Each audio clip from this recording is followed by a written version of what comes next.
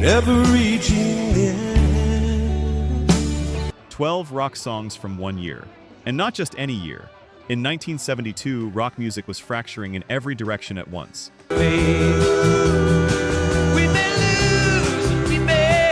Glam, progressive, country rock, blues-soaked swamp, all pulling hard against each other.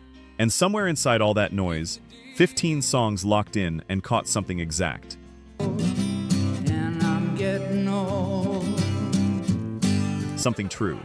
This is what 1972 actually sounded like. And once you hear why these songs got made, you won't forget it.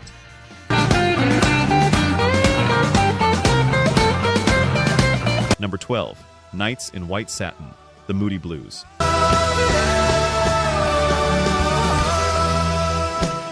The song failed the first time. That needs to be said plainly. Nights in White Satin was released in 1967, and on its initial US release, it peaked at number 103.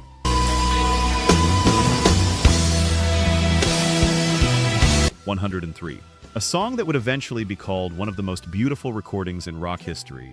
Rejected by American radio because nobody had figured out what to do with a nearly 7-minute orchestral rock record yet.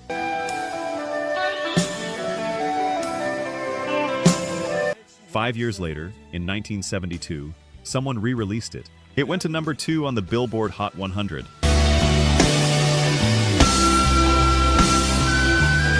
Justin Hayward wrote it at 19 years old.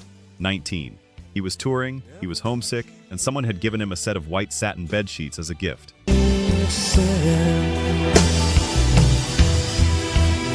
That's where the title came from. Something that simple. He was young and in love with someone back home, and the separation between where he was and where he wanted to be is the feeling the whole song is built around.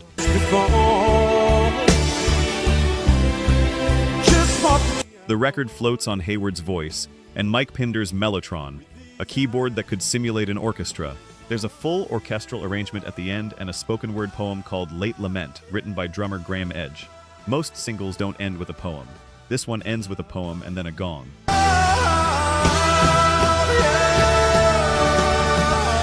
FM radio founded in 1972. Autonomous DJs on independent stations started playing the full version without being told to.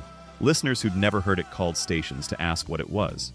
A song written for 1967 had been waiting 5 years for the right frequency.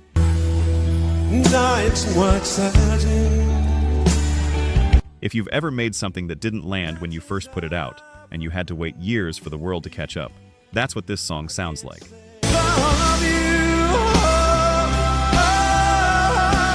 Number 11, Roundabout, Yes.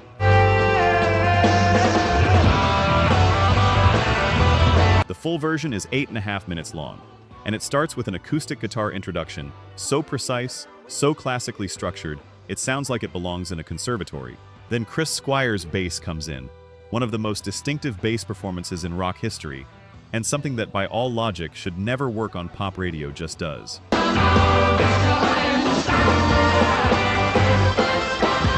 Yes released Roundabout as a US single in January 1972. But Atlantic Records, without telling the band, cut it from over 8 minutes to 3 minutes and 27 seconds.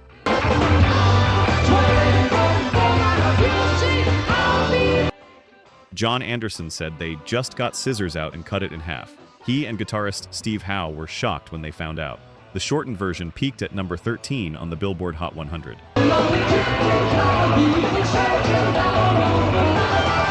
The song was written on a tour bus in Scotland in March 1971. Anderson has since said he might have smoked something before the drive. They were traveling from Aberdeen to Glasgow, and there were roundabouts everywhere. Traffic circles, one after another. The mountains disappearing into clouds. Anderson took out a notepad. I will remember you. Howe started playing guitar. "I'll be the roundabout," Anderson wrote. By the time they reached Glasgow,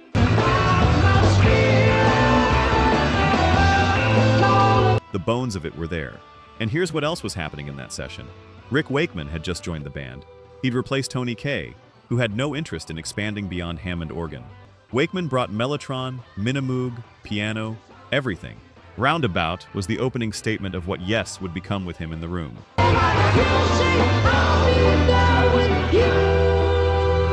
The full album version is one of the great achievements in progressive rock. Most people who discovered it through the radio only heard 3.5 minutes. And those 3.5 minutes were enough to change how they heard music.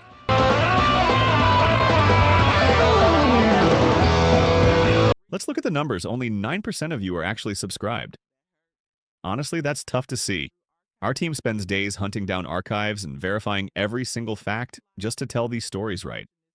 If you've made it this far into the video, you're clearly part of the community, so please hit subscribe.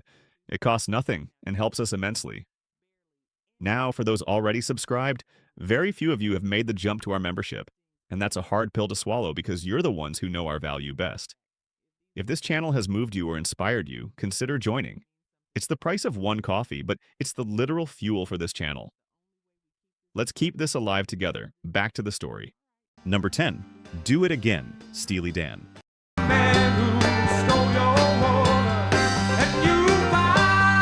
This didn't sound like anything else on the radio in 1972, and that was entirely the point.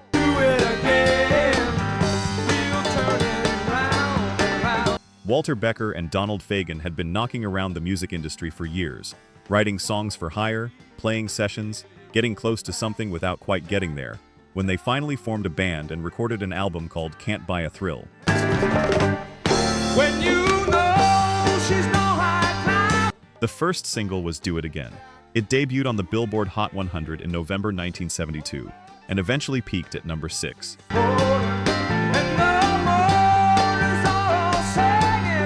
Listeners weren't entirely sure what they were hearing. It had a jazz feel. It had a rock groove. The electric sitar that runs through the instrumental section, played by guitarist Denny Diaz, sounded like it had walked in from a different genre entirely. The lyrics were dense and dark. A man who knows gambling and bad choices will ruin him, and goes back anyway.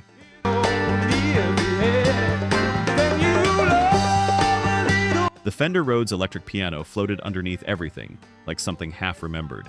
And here's the part most people don't know.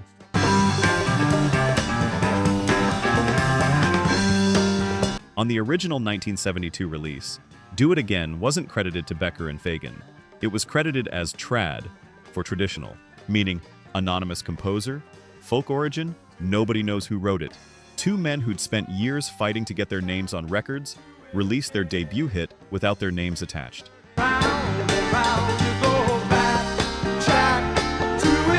Nobody's entirely sure why.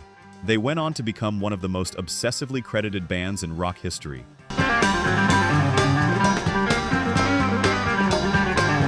One more thing. They named the band after a steam-powered device from William S. Burroughs' novel, Naked Lunch. That's the book they chose for their band name, which tells you something about the sensibility you're dealing with. And if you've ever heard Do It Again and thought, how does this exist? You're asking exactly the right question.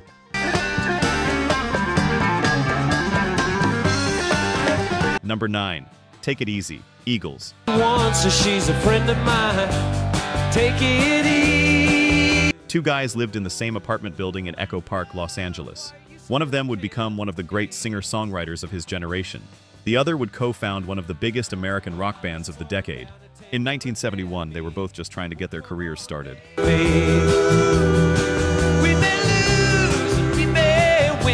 Jackson Browne was in the lower apartment, working on songs for his debut album. Glenn Frey was upstairs.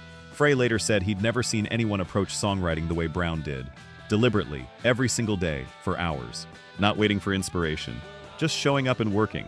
He said it changed how he understood the craft. Oh, come on, baby. One night, Browne played him something he'd started but couldn't finish. A song about a guy in Arizona, running 7 women on his mind, trying not to let the chaos of life break him.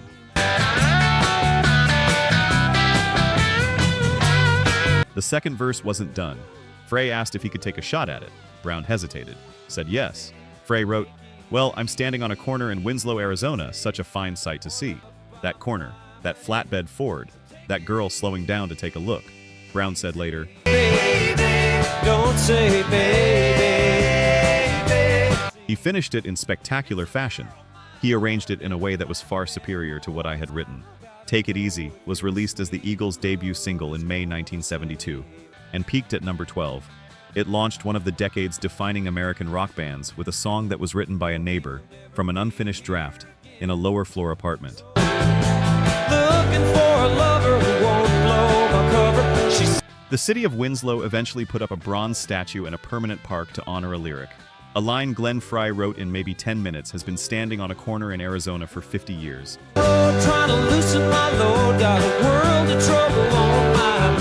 And if you've ever been stuck on something and needed someone else to finish it, you know what that collaboration felt like. The sound of your own wheels make you crazy. Number 8, Walk on the Wild Side, Lou Reed. This song got heavy radio play in 1972 and 1973. American DJs loved it. Oh, honey, you take a walk on the wild side. The BBC played it in England too, without apparently reading the lyrics closely enough to understand what they'd approved. And if other girls go. Walk on the Wild Side is a song about the regulars at Andy Warhol's factory. Candy, Holly, Little Joe, Jackie, and the Sugar Plum Fairy. Each of them a real person from New York's underground art scene. Their lives described in plain, matter-of-fact verse over one of the most hypnotic bass lines ever recorded. Holly came from out on the island. The song references oral sex. It portrays transgender lives in 1972 as though they were simply a part of the world, because they were. It slipped past the censors on both sides of the Atlantic and became a hit. The Sugar Plum Fairy waiter came and it hit the street. What? Lou Reed had been the creative engine of the Velvet Underground, influential to everyone who heard them, commercially invisible to almost everyone else. His first solo album had flopped entirely. Thought that she's Jimmy Dean for a day. Then David Bowie stepped in. Bowie was a devotee of Reed's work and convinced their shared label, RCA, to let him produce Reed's second album. They recorded Transformer in 10 days at Trident Studios in London. Bowie brought Mick Ronson, his guitarist, as co-producer and arranger.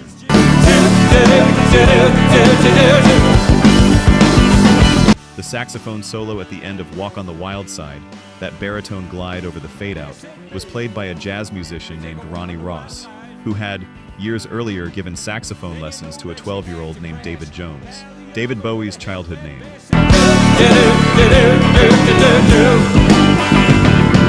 Bowie booked his old teacher for the session without telling him he'd be there.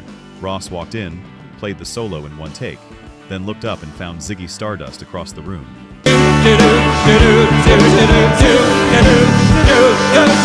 The song peaked at number 16. Lou Reed finally had a hit about subjects rock radio had never touched, and the hook was so good, nobody noticed until it was too late.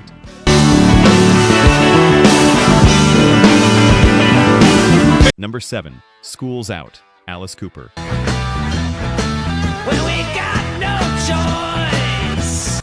Alice Cooper was trying to capture the last 3 minutes of the last day of school. That specific moment when the bell hasn't rung yet, but it's about to. The slow-burning fuse. The thing you feel in your whole body before the release finally comes.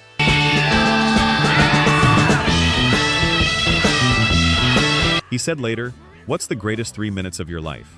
And the answer the band landed on was that classroom moment. Sitting in your seat, watching the clock, counting down seconds to freedom.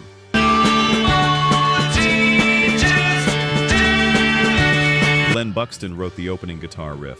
Cooper later described the sound as bratty, the kid in the back of the class, the one who says out loud what everyone's thinking.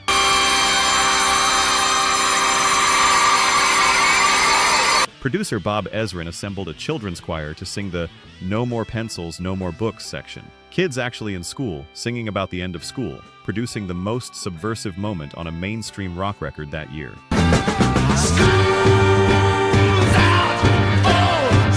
The same Bob Ezrin who, 7 years later, would produce Another Brick in the Wall Part 2 for Pink Floyd, with another children's chorus. Two of the great school rebellion records in rock history. Same producer, different decades.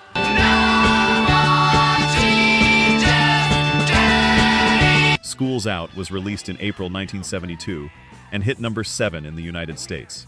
In the UK, it went to number 1, 3 weeks at the top, and it became the song Cooper plays to close virtually every concert he's ever played since. The anthem that never ages because what it describes never ages.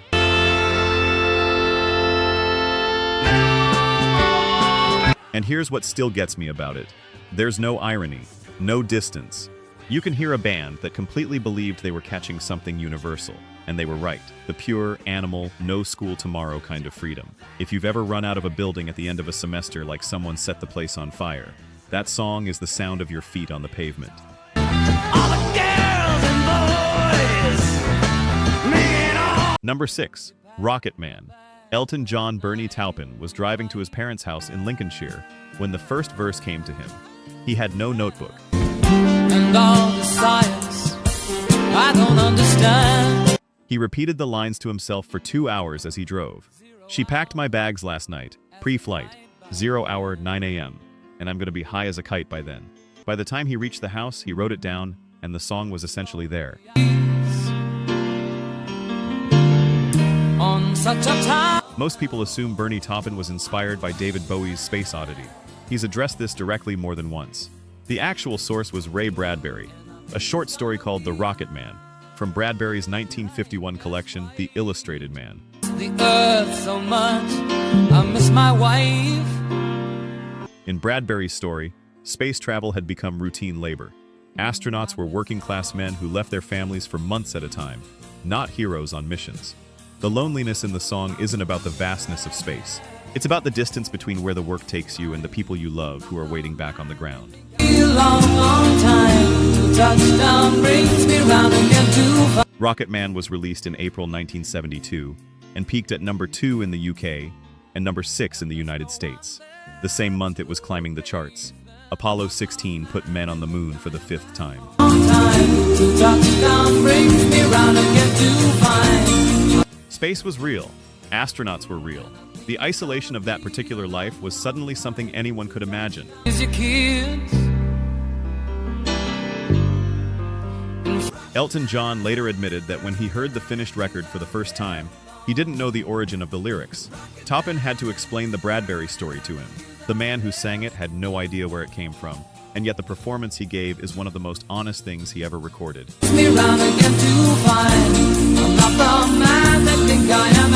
If you've ever had a career take you away from the people who matter most, you already know what this song is actually about. It's not about space. It never was.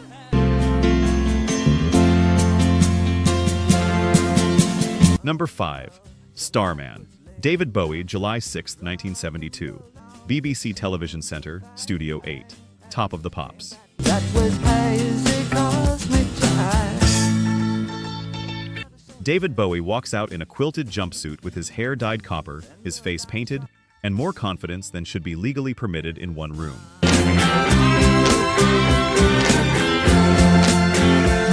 And during the first chorus, he drapes his arm across guitarist Mick Ronson's shoulder. Casual, unhurried, like he's done it 1,000 times. That 3-minute performance has been called the day that invented the 80s. Music writers have traced the careers of Boy George, Adam Ant, Gary Kemp of Spandau Ballet, and Mick Jones of The Clash, directly back to that television broadcast.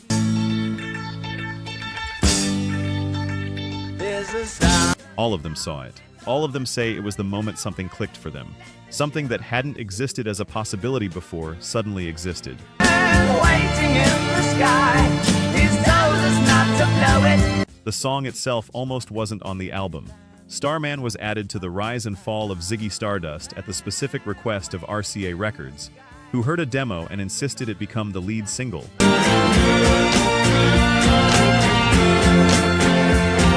It replaced a Chuck Berry cover that had already been slotted in. And when the label told Bowie to appear on Top of the Pops, he did something the stage had never quite seen. Don't tell your papa or he'll get us locked up and tied. He looked into the camera like he was looking directly at one person. Not the crowd. You. The song peaked at number 10 in the UK. That number sounds modest. It wasn't. It was the first time Bowie had been on the chart since Space Oddity 3 years earlier, and by the time summer ended, he'd gone from cult figure to superstar. Let the children use it, let all the children boogie. The chorus is built on the same octave leap as Over the Rainbow. Bowie took the architecture of a childhood lullaby, dressed it in glam rock, and transmitted it through a television screen.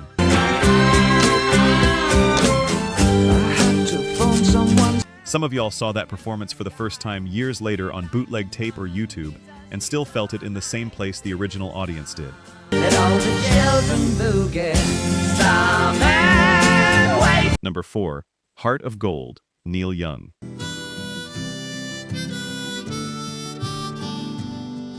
Neil Young has one #1 single in his entire career. 50 years of making music that shaped everything around it. And one time the chart put him at the top. March 1972. Heart of Gold, #1 on the Billboard Hot 100.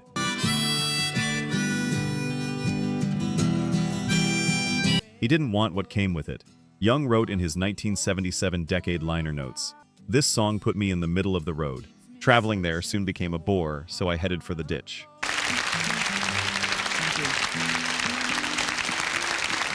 He spent the rest of the decade deliberately making music that confounded everyone who'd found him through this song.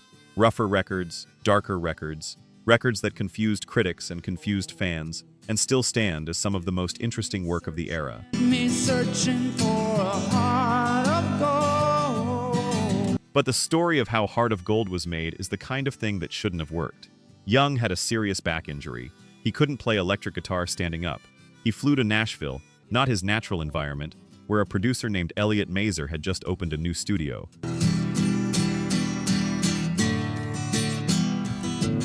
The session musicians who showed up were country and pop players. Some of them had never heard of Neil Young. They sat down together and began playing through songs they'd barely seen. That spontaneity, that looseness, lives in the recording. It was done in 1 or 2 takes. It's such a fine wine that keeps me. James Taylor played banjo. Linda Ronstadt sang harmony. Both happened to be in Nashville to appear on the Johnny Cash show, and Young convinced them to stay an extra night. And I'm getting old. The track was recorded, and the album that came from it, Harvest, became the best-selling album of 1972. Heart of gold. I've been in my. And then Bob Dylan, living in Phoenix, kept hearing Heart of Gold on the radio and couldn't stand it.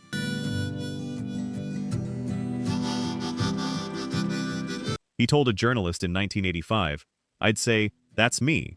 If it sounds like me, it should as well be me. Someone took my thing and ran away with it." One song. 2 living legends, 1 accidental #1. Keeps me searching for a heart of gold. Number 3. All the Young Dudes. Mott the Hoople. I got T-Rex. Oh, brother, you get. In March 1972, Mott the Hoople played a show at a venue in Switzerland that had been converted from a gas station. 3 years together, 4 albums, a loyal following, not a single chart hit. By the time they left that stage, the band had voted to break up.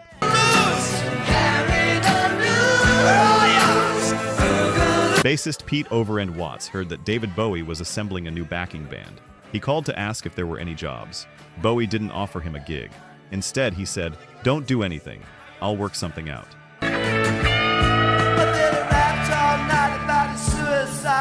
Within hours, Bowie had written a song. He said later he wrote it within an hour of hearing the breakup was imminent. He called the band to his manager's office in London, sat down with an acoustic guitar, and played them what he had.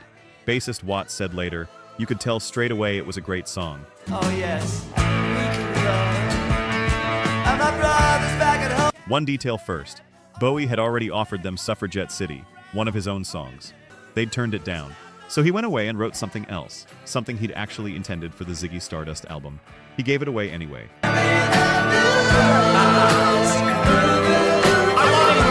At midnight on May 14th, 1972, they went to Olympic Studios in London and recorded All the Young Dudes. Bowie produced. Mick Ronson co-produced and arranged. The hand claps were recorded in a bathroom, in the echo of the tiles, because Bowie thought that was the right sound for them.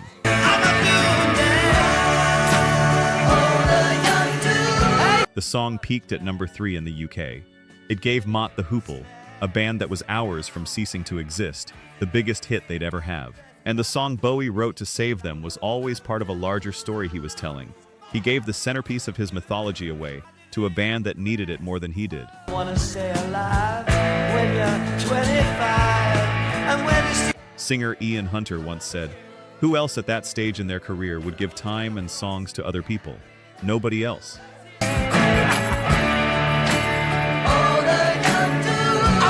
Number 2, Tumbling Dice, The Rolling Stones.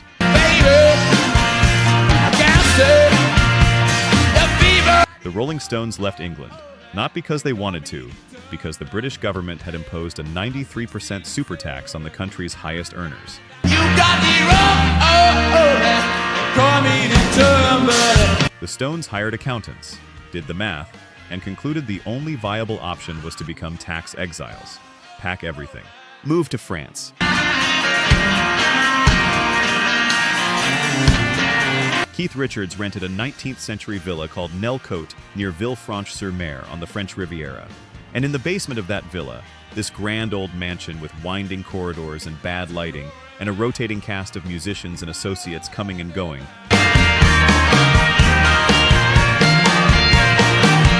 They recorded Exile on Main St. Sessions ran at night. Whoever happened to be around when Keith was ready, played.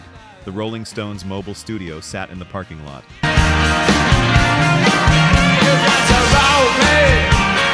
The day they cut the basic track for Tumbling Dice, Bill Wyman wasn't there. Nobody clearly remembered why. Mick Taylor, the band's lead guitarist, stepped in on bass.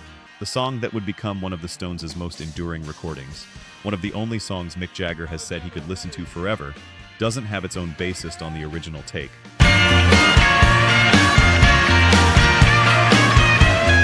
Jagger asked his housekeeper in Los Angeles to teach him dice player slang for the lyrics. He barely knew how to play dice. She taught him the vocabulary. That's the song. That's where it came from.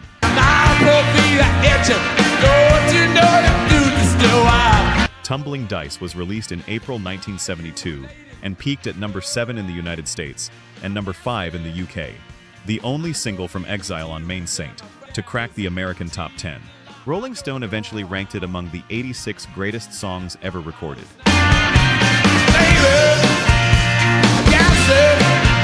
And here's the irony that gets me every time. Mick Jagger has said publicly he doesn't really understand what people love about the song, doesn't think the lyrics are strong. Meanwhile, Keith Richards has said he could play it all night.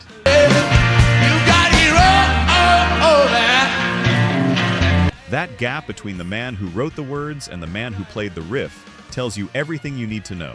It's not a song about control, it's about the role.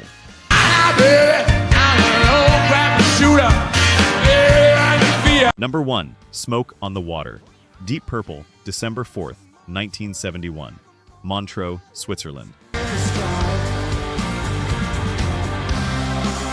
Frank Zappa and the Mothers of Invention are playing the final concert before the Montreux Casino closes for winter renovations. Deep Purple are in town, waiting. They've booked the casino as their recording space. The Rolling Stones mobile studio, a recording truck, is parked in the casino lot. The plan is to start first thing in the morning.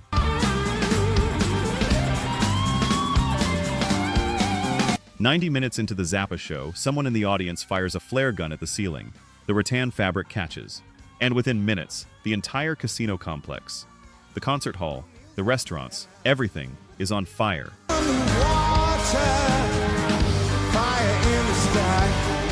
Deep Purple watched from across Lake Geneva. The wind came down from the mountains and pushed the smoke across the water in layers. They had no studio.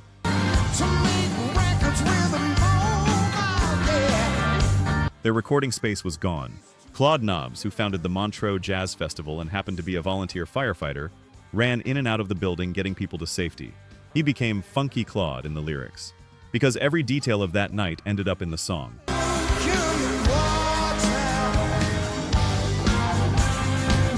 The band scrambled. They tried a local theater, got noise complaints. The roadies held the doors against the police while the band tried to record.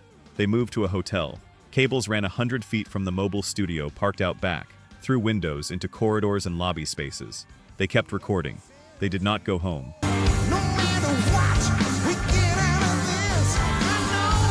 The last song completed for the album was called Title Number 1 in the sessions. Roger Glover woke up one morning with the words "Smoke on the Water" in his head. Ian Gillan wrote the lyrics from that title outward, a first-person account of exactly what happened in Montreux. Every detail true, every person real.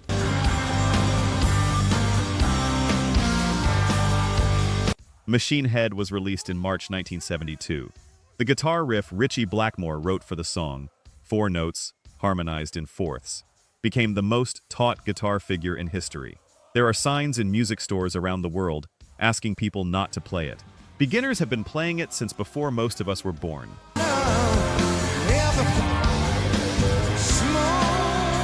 That riff was born from a fire, from a casino burning down while the band stood across a lake and watched, from chaos and adaptation and the refusal to quit. That's not just the spirit of 1972. That's the spirit of what this music is for.